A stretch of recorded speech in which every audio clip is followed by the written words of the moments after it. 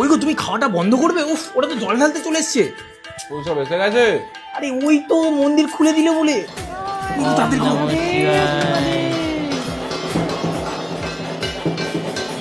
বাবা, আমার কৌশিককে ভালো রেখো। এই মেয়েটা তো আগের বছর সৈকতের নামে ব্রত রেখেছিল, আর তার আগের বছর কৈলাসের নামে, আবার এই বছর কৌশিক। কি বলছো গো প্রতিদেব?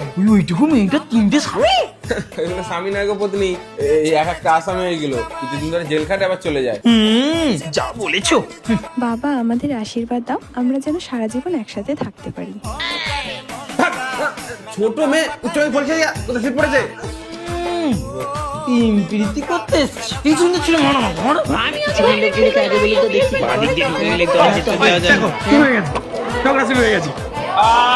প্রতি বছর তোদের লাইনে দাঁড়িয়ে ঝগড়া করা চাই।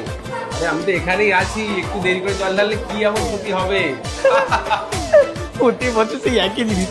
ওই দেখতে কিন্তু হেভি লাগে বলা। যা বলেছো পত্নী। বাবা, আমার বরটাকে একটু ভালো করে রেখো, বেশি করে ফল দিচ্ছি। এই পত্নী, এটা সেই পালপাড়ার বউ গো।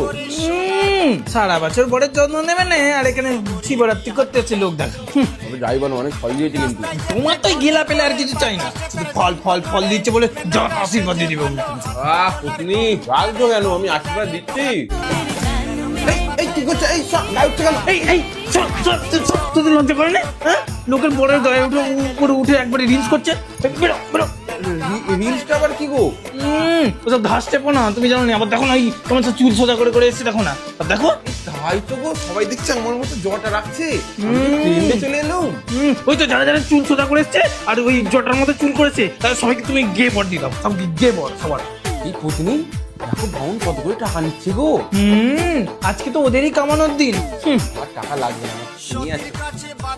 ঠাকুর মশাই, আমায় একটু চান জল দিন না।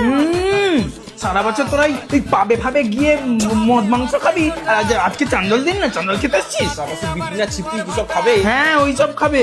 নন্দী একবার ঘুরতে গ্যারেজ করে দেখবি একবার। চান্দল খেতে এসছে। এই দুধের এক সুবিধা নয় তো, প্যাকেট দুধ। হ্যাঁ, এই আমার স্বামীকে দেওয়ার মতো একটা গরুর দুধ জোটে না তোদের। সেদিন আমাকে দুধ দিল নি তো, প্যাকেট দুধ দিল।